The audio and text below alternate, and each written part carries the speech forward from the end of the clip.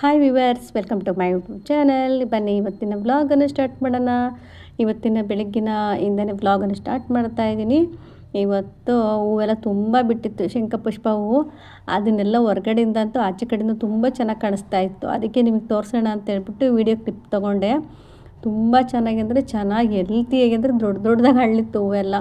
ಸ್ವಲ್ಪ ನಾರ್ಮಲಾಗಿ ಚಿಕ್ಕದು ಅಳ್ತಾ ಇತ್ತು. ಚೆನ್ನಾಗಿ ಒಂದೊಂದು ಸರಿ ಸೀಸನಲ್ಲಿ ಚೆನ್ನಾಗಿ ದೊಡ್ಡದಾಗಿ ಬಿಡುತ್ತೆ, ಒಂದೊಂದು ಟೈಮು ಚಿಕ್ಕದಾಗಿ ಬಿಡುತ್ತೆ. ಈ ಚಿಗುರು ಬರ್ತಾ ಬರ್ತಾ ಮೇಲೆ ಹೋಗುತ್ತಲ್ಲ, ಆ ಹೂವೆಲ್ಲ ಫ್ರೆಶ್ಶಾಗಿ ಚೆನ್ನಾಗಿ ಬಿಡುತ್ತೆ.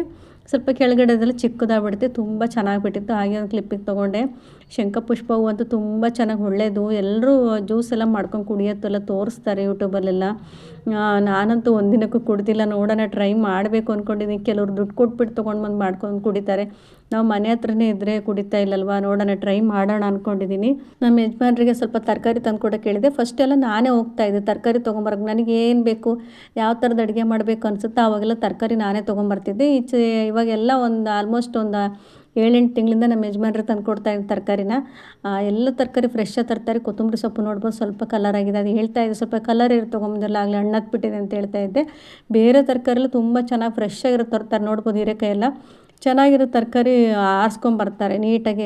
ಬೆಂಡಾಗಿರೋದು, ಸೊಟ್ಟ ಚೋರೆಲ್ಲ ತರಲ್ಲ, ಎಲ್ಲ ತರಕಾರಿ ಫ್ರೆಶ್ಶಾಗಿರೋ ತಂದು ಕೊಡ್ತಾರೆ. ಆದರೆ ನಾನು ಹೇಳಿದೆ, ಯಾವ ತರಕಾರಿ ಹೇಳ್ತೀನಿ ಅಷ್ಟು ಮಾತ್ರ ತರ್ತಾರೆ. ಬೇರೆ ಚೆನ್ನಾಗಿರೋದು ಯಾವುದಾದ್ರೂ ಬೇಕು ಅಂತೇಳಿ ತೊಗೊಂಬರೋದೇ ಇಲ್ಲ. ಅಷ್ಟು ತರಕಾರಿ ತೊಗೊಂಬಂದರೆ ಅದನ್ನೆಲ್ಲ ಎತ್ತಿಡ್ತಾಯಿದ್ದೆ. ಹೀರೆಕಾಯಿ ಎಲ್ಲ ತೊಗೊಂಬಂದಿದ್ರು.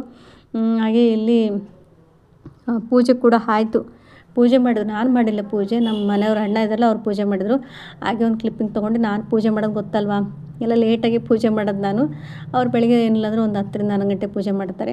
ನಂದು ಕೂಡ ಪೂಜೆ ಆಗಿ ಎಲ್ಲ ಕೆಲಸ ಮುಗಿಸ್ಕೊಂಡು ಪೂಜೆ ಆಗಿ ಸ್ವಲ್ಪ ಉಳ್ದು ಮಾಡ್ಕೊಂಡಿದ್ದೆ ಅಂತ, ಅದು ಬೇಳೆ ಸಾಂಬಾರು ಮಾಡ್ಕೊಂಡು ಅದ್ರ ಜೊತೆಯಲ್ಲಿ ಸ್ವಲ್ಪ ಸೊಪ್ಪೇನಾದರೆ ಒಗ್ಗರಣೆ ಮಾಡ್ಕೊಳ್ಳೋಣ ಅಂತ ಹೇಳ್ಬಿಟ್ಟು ಹಾಗೇ ಬಿಟ್ಟಿದ್ದೆ. ಇವಾಗ ಬಂದುಬಿಟ್ಟು ನೋಡ್ಬೋದು, ಇಲ್ಲಿ ಮೀಶೋದಲ್ಲಿ ಆರ್ಡ್ರ್ ಹಾಕಿದ್ದೆ ಕವರು ಕಸಗೆ ಅಂತೇಳ್ಬಿಟ್ಟು. ನಾವು ಮೊದಲೆಲ್ಲ ಏನು ಮಾಡ್ತಾಯಿದ್ವಿ, ಇಲ್ಲಿ ಪಕ್ಕದಲ್ಲೇ ಹಸುಗಳೆಲ್ಲ ಬರುತ್ತೆ ಸಂಜೆ ಟೈಮಲ್ಲಿ. ಹಸುಗಳು ಬಂದು ತಿಂತವೆ ಅಂತೇಳ್ಬಿಟ್ಟು ನಾವು ಪಕ್ಕದಲ್ಲಿ ಒಂದು ಖಾಲಿ ಜಾಗ ಇದೆ, ಖಾಲಿ ಜಾಗದಲ್ಲಿ ಹಾಕ್ತಿರಲಿಲ್ಲ. ಅದರ ಆಪೋಸಿಟ್ಟು ಮೋರೆಲ್ಲ ಬರುತ್ತಲ್ಲ, ಅಲ್ಲೆಲ್ಲ ಗಿಡಗಳೆಲ್ಲ ಬೆಳೆದಿರುತ್ತೆ. ಆ ಸೈಡ್ ಹಾಕ್ತಾಯಿದ್ವಿ. ಹಸುಗಳು ಎಲ್ಲ ಬಂದು ತಿಂದು ಹೋಗ್ತಾ, ಇಲ್ಲ ಅಂದರೆ ಹಂದಿ ಎಲ್ಲ ಬರ್ತಾಯಿದ್ವು, ಅವು ತಿಂದು ಹೋಗ್ಬಿಡ್ತದನ್ನ. ಕಸಕ್ಕೆಲ್ಲ ಒಣ ಕಸ, ಹಸಿ ಕಸ ಅಂತೆಲ್ಲ ಹಾಕ್ತಾರಿಲ್ಲ. ಇವಾಗ ಏನಾಗಿದ್ರೆ ಅಂದರೆ, ಪಕ್ಕದಲ್ಲಿ ಮನೆ ಕಟ್ಟೋದಕ್ಕೆ ಅಂತ ಎಲ್ಲ ಕ್ಲೀನ್ ಮಾಡಿಸ್ಬಿಟ್ಟಿದ್ದಾರೆ ಸೈಟೆಲ್ಲ. ಈ ಕಡೆ ಮೋರಿ ಕಡೆಲ್ಲ ಕ್ಲೀನ್ ಮಾಡಿಸಿಲ್ಲ. ಆದರೂ ಅವ್ರು ಹೆಂಗೋ ಕ್ಲೀನ್ ಮಾಡಿಸಿದ್ರಲ್ಲ ಪಾಪ, ಮತ್ತಿನ್ನೇನಕ್ಕೆ ಹಾಕಿ ನಾವೇನಕ್ಕೆ ಅನ್ನೋ ಮಾತು ಅನಿಸ್ಕೊಬೇಕು ಅಂತ ಹೇಳ್ಬಿಟ್ಟು ಮತ್ತೆ ಕವರ್ ಮೀಶೋದಿಂದ ಆರ್ಡ್ರ್ ಹಾಕಿ ಡಸ್ಟ್ಬಿನ್ನಿಗೆ ಒಣ ಕಸ ಮತ್ತು ಹಸಿ ಕಸ ಅಂತ ಸಪ್ರೇಟಾಗಿ ಈ ಥರ ಕವರ್ ತೊಗೊಂಡು ಹಾಕ್ತಾಯಿದ್ದೀನಿ. ಅದನ್ನ ಹಾಗೆ ಎತ್ತಿಬಿಟ್ಟು ತೊಗೊಂಡೋಗಿ ಬಕೆಟಲ್ಲಿ ಹಾಕ್ಬಿಟ್ರೆ ಬಕೆಟ್ ಕ್ಲೀನ್ ಇರುತ್ತೆ, ಕಸ ಕೂಡ ಹಾಕೋದಕ್ಕೆ ಈಸಿ ಆಗುತ್ತೆ. ಸಪ್ರೇಟಾಗಿ ಮಾಡ್ಬೋದು. ಇದು ಹಂಚು ಬಂದುಬಿಟ್ಟು ಒಂದು ವಿಡಿಯೋದಲ್ಲಿ ತೋರಿಸಿದ್ದೀನಿ ಅನಿಸುತ್ತೆ. ಇದ್ರ ನಿಜವಾಗ್ಲೂ ಸಾಹಸನೇ ಮಾಡಿಬಿಟ್ಟಿದ್ದೀನಿ. ಆದರೆ ನಾನು ಎಷ್ಟು ಸಾಹಸ ಮಾಡಿದ್ದೀನಿ ಅಷ್ಟೇ ಚೆನ್ನಾಗಿ ಪಡ್ಡು ಬರುತ್ತೆ. ಪಡ್ಡು ಒಯ್ಯೋಕ್ಕೊಂದು ಖುಷಿ ಆಗುತ್ತೆ ಅಂದರೆ ಅಷ್ಟಿಷ್ಟು ಖುಷಿಯಾಗಲ್ಲ ಫ್ರೆಂಡ್, ಅಷ್ಟು ಚೆನ್ನಾಗಿ. ನಾನ್ ಸ್ಟಿಕ್ ಹಂಚ್ಗಿಂತಲೂ ಈ ಹಂಚಲ್ಲಿ ತುಂಬ ಚೆನ್ನಾಗಿ ಬರುತ್ತೆ. ನಾನು ನಿಂಬೆಹಣ್ಣನ್ನು ಹಾಕ್ಬಿಟ್ಟು ತೊಳಿತಾ ಇದ್ದೆ, ಹಚ್ಚಿದ್ದೆ. ನಿಂಬೆಹಣ್ಣು ಹಾಕಿದ್ರೆ ಏನಾಯಿತು ಅಂದರೆ, ತಿರ್ಗಿ ಬೆಳಗ್ಗೆ ನೋಡಿದ್ರೆ ಫುಲ್ಲು ರೆಡ್ ಆಗಿಬಿಟ್ಟಿದೆ. ಅದು ಏನದು ರಸ್ಟ್ ಬಂದಿರ್ತಾರೆ, ಇದು ಕಬ್ಬಣ ಥರ ಇರ್ತಲ್ಲ, ಕಬ್ಬಣದ ಹಂಚ ಆ ಥರ ಆಗಿಬಿಟ್ಟಿತ್ತು. ನಿಜವಾಗ್ಲೂ 2 ದಿನ ತೊಳೆದ್ರೂ ಹೋಗ್ತಾ ಇರಲಿಲ್ಲ. ಅಷ್ಟೊಂದು ಒನ್ ಟೈಮ್ ಹುಳಿ ಹೆಚ್ಚಿರೋದಕ್ಕೆಲ್ಲ ಆ ಥರ ಆಗಿಬಿಟ್ಟಿತ್ತು. ಚೆನ್ನಾಗಿ ತೊಳೆದು ಡೈಲಿ ಸಬೀನ ಹಾಕೋದು, ತೊಳೆಯೋದು, ಎಣ್ಣೆ ಹಚ್ಚೋದು, ಬಿಸಿಲಿಗಿಡೋದು, ಈ ಥರ ಮಾಡಿ ಹಂಚಿಗೊಂದು ಗತಿ ಕಾಣಿಸಿದೆ. ಅಂದರೆ ತುಕ್ಕು ಹಿಡಿದೆಲ್ಲ ನಿಲ್ತು. ಯಪ್ಪ, ಇನ್ನೊಂದು ಸರಿ ಯಾವತ್ತೂ ಹುಳಿ ಹಚ್ಬಾರ್ದು ಅಂದ್ಕೊಂಡೆ. ನಾನಂದ್ರೆ ಎರ್ಕೋದಂದರೆ ಹುಳಿಗೆಲ್ಲ ಏನೂ ಆಗೋಲ್ಲ, ಹುಳಿಗೆಲ್ಲ ನೀಟಾಗಿ ಏನಾದರೂ ಕೆಮಿಕಲ್ ಇದ್ದರೆ ಎಲ್ಲ ಹೋಗುತ್ತೇನೋ ಅಂತ ಅಂದ್ಕೊಂಡು ಆಂಟಿ ಹೇಳಿದ್ರು ಹುಳಿ ಯಾಕೆ ತಿಕ್ಕು ಅಂತ. ಅಂಗಡಿಯವ್ರೇನೋ ಹೇಳಿದ್ರಂತೆ ಹುಳಿ ಹಾಕ್ಬಿಟ್ಟು ಉಜ್ಜಿರಿ ಅಂತ. ನನಗೂ ಹಾಗೆ ಹೇಳಿದ್ರು. ಪಾಪ ಅವ್ರಿಗೆ ಗೊತ್ತಾ ಹೇಳಿದ್ರು, ನಾನು ಉಜ್ಜಿದೆ. ಆದರೆ ಆ ಥರ ಆಗಿಬಿಡ್ತು ಕೊನೆಗೆ. ನಿಜವಾಗ್ಲೂ ನನಗಂತೂ ಬೇಜಾರನೇ ಆಗಿಬಿಟ್ಟಿತ್ತು. ಇದು ಏನಪ್ಪ ಈ ಥರ ಆಯಿತು, ಇಷ್ಟಪಟ್ಬಿಟ್ಟು ಹಂಚು ತೊಗೊಂಬಂದಿನಿ, ಈ ಥರ ಹಿಂಗಾಗ್ಬಿಟ್ಟಿದೆ, ನಾನೇನು ಪಡ್ಡು ಹಾಕಲ್ಲ ಬಿಡು, ಅಂಗಡಿಗೆ ವಾಪಸ್ ಬಿಟ್ಬರೋಣ ಅಂತ ಅಂದ್ಕೊಂಡ್ಬಿಟ್ಟಿದ್ದೆ. ಆ ಥರ ಎಲ್ಲ ಯೋಚನೆ ಮಾಡಿದ್ದೆ. ಕೊನೆಗೆ ಚೆನ್ನಾಗಾಯಿತು. ಇಲ್ಲಿ ಮನೆ ಹತ್ರನೇ ಸೊಪ್ಪು ಮಾರಕ್ಕೆ ಬಂದಿದ್ರು.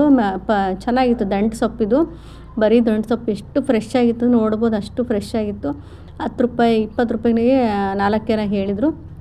20 ರೂಪಾಯಿ 3 ಹೇಳಿದ್ರು. ನಾನು 10 ರೂಪಾಯಿಗೆ 2 ಕೊಡಿ ಅಂತ ಹೇಳ್ಬಿಟ್ಟು 20 ರೂಪಾಯಿ ತೊಗೊಂಬಂದೆ. ಮನೇಲಿ ಸ್ವಲ್ಪ ಸೊಪ್ಪಿತ್ತು, ನಮ್ಮ ಮನೆಯವ್ರು ತಂದಿದ್ರಲ್ಲ, ಅದರಲ್ಲೇ ಸ್ವಲ್ಪ ಸೊಪ್ಪು ಮಿಕ್ಕಿತ್ತು, ಸೊಪ್ಪು ಮಾಡಿ ಉಳಿಸಿದ್ದೆ.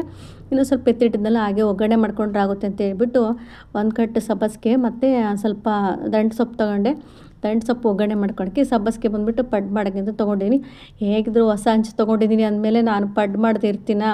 ಮಾಡಲೇಬೇಕು ಒಂದು ಟೈಮ್ ಪಡ್ಡು ಅಂತ ಹೇಳ್ಬಿಟ್ಟು ನಾನು ಸಬ್ಬಸಿಗೆ ಸೊಪ್ಪು ತಗೊಂಡಿದ್ದೀನಿ. ಒಂದು ಕಟ್ ಸಬ್ಬಸಿಗೆ ಸೊಪ್ಪು ತಗೊಂಡು ಎಲ್ಲ ನೀಟಾಗೆಲ್ಲ ಬಿಡಿಸಿ ತಿರ್ಕೊಂಡಿದ್ದೀನಿ.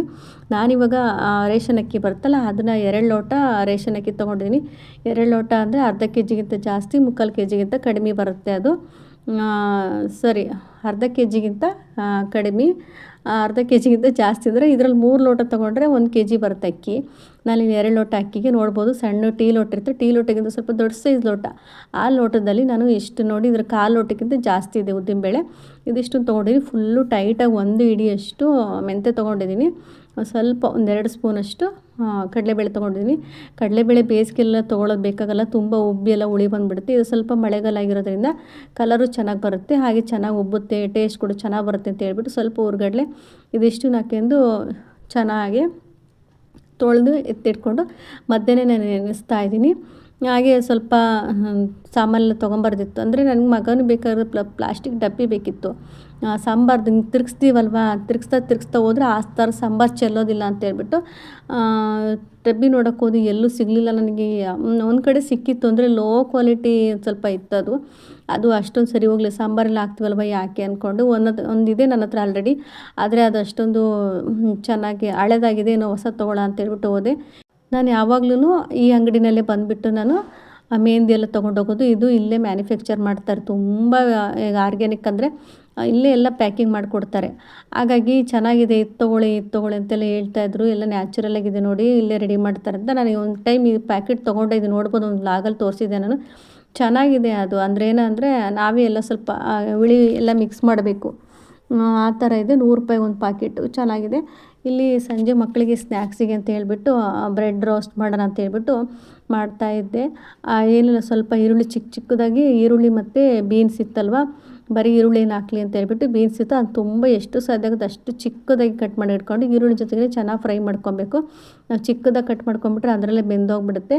ಅದ್ರ ಜೊತೆಯಲ್ಲಿ ಸ್ವಲ್ಪ ಫ್ರೈ ಆದಮೇಲೆ ಸ್ವಲ್ಪ ಉಪ್ಪನ್ನು ಸೇರಿಸ್ಕೊತಾ ಇದ್ದೀನಿ. ಉಪ್ಪನ್ನು ಸೇರಿಸ್ಕೊಂಡು 1-2 ನಿಮಿಷ ಮಿಕ್ಸ್ ಮಾಡಿಕೊಂಡ್ರೆ ರೆಡಿ ಆಯಿತು. ಇದಕ್ಕೆ ಸ್ವಲ್ಪ ಅರ್ಧ ಸ್ಪೂನಷ್ಟು ಧನಿಯಾ ಪುಡಿ, ಒಂದು ಅರ್ಧ ಸ್ಪೂನಷ್ಟು ಖಾರದ ಪುಡಿ, ಒಂದು ಅರ್ಧ ಸ್ಪೂನಷ್ಟು ಅರಿಶಿನ ಪುಡಿ, ಒಂದು ಅರ್ಧ ಸ್ಪೂನಷ್ಟು ಗರಂ ಮಸಾಲೆ ಸೇರಿಸ್ಕೊಂಡಿದ್ದೀನಿ. ಇದಿಷ್ಟೇ ಮಸಾಲೆ ಸಾಕಾಗುತ್ತೆ. ಇದಿಷ್ಟನ್ನು ಹಾಕ್ಕೊಂಡು ಚೆನ್ನಾಗಿ 1-2 ನಿಮಿಷ ಮಿಕ್ಸ್ ಮಾಡಿಬಿಟ್ರೆ ರೆಡಿ ಆಗುತ್ತೆ. ಇದಕ್ಕೆ ನಾನು ಒಂದು ಬೌಲಷ್ಟು ಕ್ಯಾರೆಟ್ ತುರಿನ ಸೇರಿಸ್ಕೊತಾ ಇದ್ದೀನಿ. ಫಸ್ಟು ಈರುಳ್ಳಿಯಲ್ಲಿ ಚೆನ್ನಾಗಿ ಫ್ರೈ ಆದಮೇಲೆ ಹಾಕ್ಕೊತಾ ಇದ್ದೀನಿ. ಮೊದಲೇ ಹಾಕ್ಕೊಂಡ್ರೆ ಏನಾಗುತ್ತೆ, ಕ್ಯಾರೆಟೆಲ್ಲ ಬೆಂದುಬಿಟ್ಟು ಏನೋ ಒಂದು ಸ್ವಲ್ಪ ಹಲ್ವಾ ಥರ ಆಗಿಬಿಡುತ್ತೆ. ಹಾಗಾಗಿ ಆಮೇಲೆ ಈರುಳ್ಳಿ ಫಸ್ಟ್ ಎರಡೆಲ್ಲ ಒಟ್ಟಿಗೆ ಹಾಕ್ಕೊಂಡ್ರೆ ಈರುಳ್ಳಿ ಚೆನ್ನಾಗಿ ಫ್ರೈ ಆಗೋದಿಲ್ಲ. ನೋಡ್ಬೋದು, ಕ್ಯಾರೆಟು ಮತ್ತು ಈರುಳ್ಳಿ ಚೆನ್ನಾಗಿ ಬೇಯಿಸ್ಕೊಂಡ್ಮೇಲೆ, ಬೀನ್ಸು ಮತ್ತು ಈರುಳ್ಳಿ ಬೇಯಿಸ್ಕೊಂಡ್ಮೇಲೆ ಕೊನೆಯಲ್ಲಿ ಕ್ಯಾರೆಟ್ ತುರಿ ಹಾಕಿದ್ದೀನಿ. ಕ್ಯಾರೆಟ್ ತುರಿ ಸ್ವಲ್ಪ ಫ್ರೈ ಮಾಡಿಕೊಂಡ್ರೆ ಸಾಕಾಗುತ್ತೆ, ತುರಿ ಅಲ್ವ ಬೇಗ ಬೆಂದುಬಿಡುತ್ತೆ. ಅದ್ರ ಜೊತೆಲೆಲ್ಲ ಸ್ವಲ್ಪ ಬೆಣ್ಣೆ ಮತ್ತು ಕೊತ್ತಂಬರಿ ಸೊಪ್ಪು ಹಾಕ್ಕೊಂಡಿದ್ದೀನಿ. ಬೆಣ್ಣೆ ಹಾಕೋದ್ರಿಂದ ತುಂಬ ಚೆನ್ನಾಗಿ ಟೇಸ್ಟ್ ಇರುತ್ತೆ, ಚೆನ್ನಾಗಿರುತ್ತೆ ತಿನ್ನಬೇಕಾದ್ರೆ. ತುಪ್ಪ ಇಲ್ಲ ಬೆಣ್ಣೆ ಹಾಕ್ಕೊಳ್ಳಿ, ಎರಡರಲ್ಲಿ ಯಾವ್ದಾರು ಒಂದು ಹಾಕ್ಕೊಂಡ್ರೆ ಚೆನ್ನಾಗಿರುತ್ತೆ, ಎಕ್ಸ್ಟ್ರಾ ಫ್ಲೇವರ್ ಚೆನ್ನಾಗಿ ಕೊಡುತ್ತೆ. ಇಲ್ಲಾಂದರೆ ಪನ್ನೀರ್ ಇದ್ದರೆ ಪನ್ನೀರೆಲ್ಲ ಪುಡಿ ಮಾಡಿ ಹಾಕ್ಕೊಳ್ಳಿಲ್ಲ, ತುರಿದ್ಬಿಟ್ಟು ಹಾಕ್ಕೊಳ್ಳೋ, ಅದು ಇನ್ನೂ ಚೆನ್ನಾಗಿರುತ್ತೆ. ನಾನಿಲ್ಲಿ ಬರೀ ಬೆಣ್ಣೆ ಸೇರಿಸ್ಕೊಂಡಿದ್ದೀನಿ. ಇದಿಷ್ಟನ್ನು ಹಾಕ್ಕೊಂಡು ಚೆನ್ನಾಗಿ ಮಿಕ್ಸ್ ಮಾಡಿಕೊಂಡು ಇದನ್ನು ಒಂದು 5-10 ನಿಮಿಷ ಹಾಗೆ ಮುಚ್ಚಿಟ್ಟಿದ್ದೆ ನಾನು. ಇವಾಗ ನೋಡ್ಬೋದು, ನಾನು ಒಂದು ದೋಸೆ ಹಂಚಿರ್ತಲ್ಲ ಅದಕ್ಕೆ ಬೆಣ್ಣೆ ಹಾಕ್ಬಿಟ್ಟು ಆ ಬ್ರೆಡ್ಡನ್ನ ಚೆನ್ನಾಗಿ ಆ ಕಡೆ ಈ ಕಡೆ 2 ಸೈಡು ಸ್ವಲ್ಪ ಬಿಸಿ ಮಾಡ್ಕೊತೀನಿ. ಈಗ ಬಿಸಿ ಮಾಡಿಕೊಂಡು ಹಾಗೆ ತಿನ್ಬೋದು, ತುಪ್ಪ ಇರುತ್ತಲ್ವ, ತುಪ್ಪದಲ್ಲಿ ಅಥವಾ ಬೆಣ್ಣೆದಲ್ಲಿ ಈ ಥರ ಚೆನ್ನಾಗಿ ಹಂಚ್ ಮೇಲೆ ಇಟ್ಬಿಟ್ಟು ಬೇಯಿಸ್ಕೊಂಡ್ಬಿಟ್ರೆ ಚೆನ್ನಾಗಿರುತ್ತೆ. ಬ್ರೆಡ್ ಕ್ರಿಸ್ಪಿಯಾಗಿ ಸ್ವೀಟ್ ಥರ ಅಷ್ಟು ಚೆನ್ನಾಗಿರ್ತೈತೆ. ನನಗೆ ಈ ಮಸಾಲೆಲಿ ಹಾಕ್ಕೊಂಡು ತಿನ್ನೋದಕ್ಕಿಂತ ಹಾಗೆ ತಿಂದರೆ ಒಂಥರ ಚೆನ್ನಾಗಿರುತ್ತೆ. ಈ ರಸ್ಕ್ಗಿಂತ ಸೂಪರಾಗಿ ಬರುತ್ತೆ. ನೋಡ್ಬೋದು, 2 ಕಡೆ ಸೈಡು ನಾನು ಈ ಥರ ಸ್ವಲ್ಪ ಕೆಂಪಾಗಿ ಬಿಸಿ ಮಾಡಿಟ್ಕೊಂಡಿದ್ದೀನಿ. ಇವಾಗ ನಾನೇನು ಮಾಡಿಟ್ಕೊಂಡಿದ್ದಲ್ವ ಮಸಾಲೆ ಕ್ಯಾರೆಟ್ ತುರಿದು, ಅದನ್ನು ಈ ರೀತಿಯಾಗಿ ಮೇಲ್ಗಡೆ ಹಾಕಿ ಸ್ಟಫಿಂಗ್ ಮಾಡ್ಕೊಳ್ಳೋ ಅಂತ ರೆಡಿ ಮಾಡಿಟ್ಟಿದ್ದೀನಿ. ನೋಡ್ಬೋದು, ಅದ್ರ ಮೇಲೆ ಮತ್ತೆ ಒಂದು ಬ್ರೆಡ್ಡನ್ನು ತೊಗೊಂಡು ಚೆನ್ನಾಗಿ ಆ ಕಡೆ ಈ ಕಡೆ 2 ಸರಿನ ಅದಕ್ಕೂ ಕೂಡ ಬೆಣ್ಣೆನಲ್ಲಿ ಹಾಕ್ಬಿಟ್ಟು ಚೆನ್ನಾಗಿ 2 ಕಡೆ ಫ್ರೈ ಮಾಡಿಕೊಂಡ್ರೆ ಅದು ಕೂಡ ರೆಡಿ ಆಗುತ್ತೆ. ಮೇಲ್ಗಡೆ ಇಟ್ಬಿಟ್ಟು ಈ ಥರ ಕ್ರಾಸಾಗಿ ಕಟ್ ಮಾಡಿಕೊಂಡ್ರೆ ಹಾಗೆ ತಿನ್ನೋದಕ್ಕೆ ಚೆನ್ನಾಗಿರುತ್ತೆ. ಇಷ್ಟೇ ಫ್ರೆಂಡ್ಸ್, ಸಂಜೆ ಟೈಮಲ್ಲಿ ಮಕ್ಕಳಿಗೆ ಅಂತ ಹೇಳ್ಬಿಟ್ಟು ಸ್ನ್ಯಾಕ್ಸ್ ಮಾಡ್ಕೊಂಡಿದ್ದೆ, ತುಂಬ ಚೆನ್ನಾಗಿ ಬಂದಿತ್ತು. ನಾವು ಅಂಗಡಿಯಲ್ಲಿ ಹೋದರೆ ಇದಿಷ್ಟಕ್ಕೇ 20-25 ರೂಪಾಯಿಗೆ ಒಂದು ಹೇಳ್ತಾರೆ. ಅಂಗಡಿಯಲ್ಲಿ ಬೇಕರಿಯಲ್ಲಿ ಹೋದರೆ 20 ರೂಪಾಯಿಗೆ ಒಂದು ಹೇಳ್ತಾರೆ. ಅದಕ್ಕಿಂತ ನಾವೇ ಒಂದು 30 ರೂಪಾಯಿ ಕೊಟ್ಬಿಟ್ಟು ಬ್ರೆಡ್ ತೊಗೊಂಬಂದರೆ ಮನೆ ಮಂದಿ ಎಲ್ಲ ತಿನ್ಕೊಬೋದು. ನೋಡ್ಬೋದು, ನಾನಿಲ್ಲಿ ರುಬ್ಬೋದಕ್ಕೆ 1 ಬೌಲಷ್ಟು ಅನ್ನ ತೊಗೊಂಡಿದ್ದೀನಿ. ಮಧ್ಯಾಹ್ನ ಮಾಡಿಟ್ಕೊಂಡಿರೋ ಅನ್ನನ 1 ಬೌಲಷ್ಟು ತೊಗೊಂಡು ಅನ್ನ ಮತ್ತು ಉದ್ದಿನಬೇಳೆಲ್ಲ ಫಸ್ಟ್ ಅಷ್ಟು ನೈಸಾಗಿ ರುಬ್ಬಿಡ್ಕೊಂಡಿದ್ದೀನಿ. ಎಲ್ಲ ಒಟ್ಟಿಗೆ ಹಾಕ್ಕೊತಿಲ್ಲ. ಕೊನೆಯಲ್ಲಿ ಅದೆಲ್ಲ ಆದಮೇಲೆ ಅಕ್ಕಿನ ಚಿರೋಟಿ ರವೆ ಬರುತ್ತಲ್ಲ, ಆ ರೀತಿಯಾಗಿ ಚಿರೋಟಿ ರವೆ ಥರ ಸಣ್ಣದಾಗಿ ಸ್ವಲ್ಪ ರವೆ ರವೆ ಥರ ಇರಬೇಕು. ತುಂಬ ನೈಸಾಗಿ ರುಬ್ಕೊಂಡ್ರೆ ಏನಾಗುತ್ತೆ, ಪಡ್ಡು ಸ್ವಲ್ಪ ಮುದ್ದೆ ಥರ ಅನಿಸುತ್ತೆ. ಒಬ್ಬೊಬ್ಬರು ಒಂದೊಂದು ರೀತಿ ಮಾಡ್ತಾರೆ. ನಾನು ಸ್ವಲ್ಪ ಹೌದಲ್ಲ ಚಿರೋಟಿ ರವೆಗಿಂತ ಒಂಚೂರು ಹೌದಲ್ಲ ನೈಸಾಗಿ ಮಾಡಿಕೊಂಡಿದ್ದೀನಿ. ಇದಿಷ್ಟನ್ನು ಕೈನಲ್ಲೇ ಚೆನ್ನಾಗಿ ಮಿಕ್ಸ್ ಮಾಡ್ಕೊಬೇಕು, ಎಲ್ಲ ಹೊಂದ್ಕೆ ಆಗೋ ಥರ. ಉಪ್ಪೆಲ್ಲ ಏನು ಹಾಕ್ತಾಯಿಲ್ಲ, ಹಾಗೆ ಮಿಕ್ಸ್ ಮಾಡಿ ಓವರ್ ನೈಟ್ ಇಟ್ಟರೆ ಚೆನ್ನಾಗಿ ಹಿಟ್ಟು ಬೆಳ್ಕೊಳ್ಳುತ್ತೆ. ನಾನಿಲ್ಲಿ ಪಡ್ಡಿಗೆ ಚಿಕ್ಕದಾಗಿರೋ 3 ಈರುಳ್ಳಿ ಕಟ್ ಮಾಡಿಕೊಂಡು ಎಣ್ಣೆ ಹಾಕ್ಕೊಂಡು ಚೆನ್ನಾಗಿ ಫ್ರೈ ಮಾಡ್ಕೊತಾ ಇದ್ದೀನಿ. ಹಸಿ ಕರಿಬೇವು ಸೊಪ್ಪಿದ್ರೆ ಹಾಕ್ಕೊಳ್ಳಿ, ನನ್ನ ಹತ್ರ ಒಣ ಕರಿಬೇವು ಸೊಪ್ಪಿತ್ತು, ಅದನ್ನು ಹಾಕ್ಕೊತಾ ಇದ್ದೀನಿ. ಅದ್ರ ಜೊತೆಯಲ್ಲಿ ಸಬ್ಬಸಿಗೆ ಸೊಪ್ಪು ಮತ್ತು ಮೆಂತ್ಯ ಸೊಪ್ಪು ಸ್ವಲ್ಪ ಇತ್ತು. ಎರಡೂ ಚೆನ್ನಾಗಿ ತೊಳೆದುಬಿಟ್ಟು ಚಿಕ್ಕದಾಗಿ ಕಟ್ ಮಾಡಿಕೊಂಡು ಈರುಳ್ಳಿ ಸ್ವಲ್ಪ ಫ್ರೈ ಆಗಿದೆಯಲ್ಲ ಇದಕ್ಕೇ ಸೇರಿಸ್ಕೊತಾ ಇದ್ದೀನಿ. ಸೇರಿಸ್ಕೊಂಡು ಅದನ್ನು ತಣ್ಣಗಾಕಿಬಿಟ್ಟಿನಿ. ಅಷ್ಟರಲ್ಲಿ ನಾವಿಲ್ಲಿ ಚಟ್ನಿ ರೆಡಿ ಮಾಡ್ಕೊಳ್ಳೋಣ. ಸ್ವಲ್ಪ ಹುರ್ಗಡ್ಲೆ, ಹಾಗೆ ಒಂದು ಅರ್ಧ ಬೌಲಷ್ಟು ಕೊಬ್ಬರಿ ತುರಿ, ಒಂದು ಸ್ವಲ್ಪ ಬೆಳ್ಳುಳ್ಳಿ, ಹಾಗೆ ಕೊತ್ತಂಬರಿ ಸೊಪ್ಪು, ಹಸಿಮೆಣ್ಸಿನ್ಕಾಯಿನ ನಾನು ಹುರಿತಾ ಇಲ್ಲ, ಹಾಗೆ ಹಸಿದೆ ಹಾಕ್ಕೊತೀನಿ. ರುಚಿಗೆ ಎಷ್ಟು ಬೇಕೋ ಅಷ್ಟು ಉಪ್ಪು ಹಾಕ್ಕೊಂಡು ಸ್ವಲ್ಪ ಬೆಲ್ಲ ಹಾಕ್ಕೊಂಡಿದ್ದೀನಿ.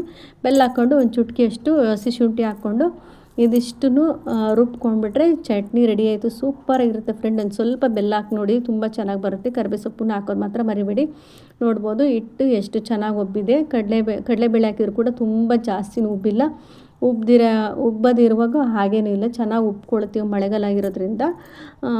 ಅದಕ್ಕೆ ಕಡಲೆಬೇಳೆ ಸೇರಿಸ್ಕೊಬೇಕಾಗುತ್ತೆ. ನೋಡ್ಬೋದು ಅಲ್ಲಿ ಉಪ್ಪಿಗೆ ಸ್ವಲ್ಪ ನೀರನ್ನು ಸೇರಿಸ್ಕೊಂಡು ಉಪ್ಪು ಹಾಕ್ಕೊತಾ ಇದ್ದೀವಿ. ಸ್ವಲ್ಪ ಜಾಸ್ತಿನೇ ಹಾಕ್ಕೊಬೇಕು. ನಾವು ಇಡ್ಲಿಗೆಲ್ಲ ಹಾಕ್ತೀವಲ್ಲ ಅದಕ್ಕಿಂತ ಸ್ವಲ್ಪ ಜಾಸ್ತಿ ಇರಬೇಕು ಉಪ್ಪು ಪಡ್ಡಿಗೆ. ಇದಿಷ್ಟನ್ನು ಹಾಕ್ಕೊಂಡು ಕ್ಯಾರೆಟು ಮತ್ತು ಕ್ಯಾರೆಟ್ ತುರಿ, ಕೊತ್ತಂಬರಿ ಸೊಪ್ಪು ಮತ್ತು ನಾನು ಫ್ರೈ ಮಾಡಿಟ್ಕೊಂಡಿದ್ಮಲ್ವ ಈರುಳ್ಳಿದು, ಇದನ್ನೆಲ್ಲ ಹಾಕ್ಕೊಂಡು ಚೆನ್ನಾಗಿ ಮಿಕ್ಸ್ ಮಾಡ್ಕೊತಾ ಇದ್ದೀನಿ. ಪಡ್ಡು ರೆಸಿಪಿ ಯಾರಿಗೆ ಬರಲ್ಲ, ಎಲ್ರಿಗೂ ಬರುತ್ತೆ. ನಾನು ಕೂಡ ನಮ್ಮ ಮನೇಲಿ ಹೇಗೆ ಮಾಡ್ತೀವಿ ಹಾಗೆ ತೋರಿಸ್ಕೊಡ್ತಾ ಇದ್ದೀನಿ. ಹಾಗೆ ಇನ್ನು ಯಾರನ್ನ ಚಾನಲ್ ಹೊಸ್ದಾಗಿ ನೋಡ್ತಾ ಇದ್ದಾರೆ ಪ್ಲೀಸ್ ಸಬ್ಸ್ಕ್ರೈಬ್ ಮಾಡ್ಕೊಂಡು ನೋಡಿ, ಸಪೋರ್ಟ್ ಮಾಡಿ. ಪಕ್ಕದಲ್ಲಿರ್ತಕ್ಕಂಥ ಬೆಲ್ ಐಕನನ್ನು ಕ್ಲಿಕ್ ಮಾಡಿ.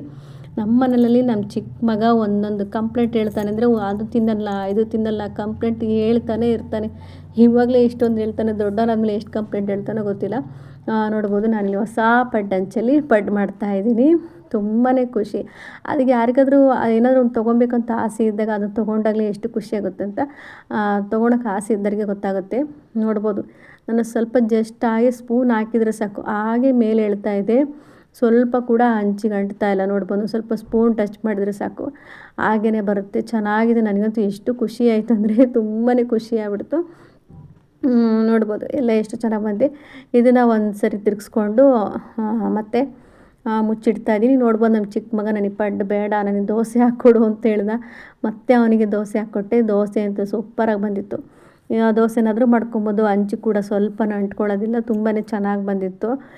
ದೋಸೆ ಮಾತ್ರ ಚಿಕ್ಕ ಮಗನಿಗೆ ದೋಸೆ ಹಾಕ್ಕೊಟ್ಟು ದೊಡ್ಡವನಿಗೆ ಪಡ್ಡು ಹಾಕ್ಕೊಡ್ತಾ ಇದ್ದೀನಿ. ನಮ್ಮ ದೊಡ್ಡ ಮಗ ಆಗಲ್ಲ, ಯಾವ್ದು ಕೊಟ್ಟರು ಪಾಪ ತಿನ್ನುತ್ತೆ, ಅದು ಬೇಡ ಇದು ಬೇಡ ಅಂತ ಕಂಪ್ಲೇಂಟ್ ಮಾಡೋದಿಲ್ಲ. ಕಡಿಮೆ ಕಂಪ್ಲೇಂಟ್ ಎಲ್ಲ ಮಾಡೋದು. ನಮ್ಮ ಚಿಕ್ಕದಿದೆಲ್ಲ ಎಲ್ಲದು ಆದ ಹೇಳುತ್ತೆ. ಆ ತಿಂಡಿ ಮಾಡಿಕೊಡು ಈ ತಿಂಡಿ ಮಾಡಿಕೊಡು ಅಂತೆಲ್ಲ ಕೇಳುತ್ತೆ. ನೋಡ್ಬೋದು ನನ್ನ ಪಡ್ಡು ರೆಡಿ ಆಯಿತು. ಒಂದ್ಸರಿ ಟ್ರೈ ಮಾಡಿ ಯಾವ ರೀತಿ ಬಂದಿತ್ತು ಅಂತ ಕಮೆಂಟ್ ಮಾಡಿ ತಿಳಿಸಿ. ಇದ್ರ ಜೊತೆನೇ ಸ್ವಲ್ಪ ತುಪ್ಪ ಹಾಕ್ಕೊಂಡು ತಿಂತಾಯಿದ್ರೆ ಸೂಪರಾಗಿರುತ್ತೆ. ಹಾಗೆ ರೇಷನ್ ಅಕ್ಕಿಯಿಂದ ಎಷ್ಟು ಚೆನ್ನಾಗಿ ಸಬ್ಬಕ್ಕಿ ಯಾವುದೇ ರೀತಿ ಬಳಸ್ತಾನೆ, ಅನ್ನ ಹಾಕ್ಬಿಟ್ಟು ಯಾವ ರೀತಿ ಮಾಡ್ಕೊಬಾರ್ದು ಅಂತ ತುಂಬ ಈಸಿಯಾಗಿ ನೋಡ್ಕೊಂಬಂದ್ರಲ್ಲ. ಹಾಗೆ ಈ ವಿಡಿಯೋ ಇಷ್ಟ ಇದ್ದರೆ ಗೊತ್ತಲ್ಲ, ಲೈಕ್ ಮಾಡಿ, ಶೇರ್ ಮಾಡಿ, ಸಬ್ಸ್ಕ್ರೈಬ್ ಮಾಡ್ಕೊಳ್ಳಿ. ನೆಕ್ಸ್ಟು ಮತ್ತೊಂದು ವಿಡಿಯೋದಲ್ಲಿ ಸಿಗೋಣ. ಅಲ್ಲಿ ತನಕ ಟೇಕ್ ಕೇರ್, ಟಾಟಾ, ಬಾಯ್ ಬಾಯ್.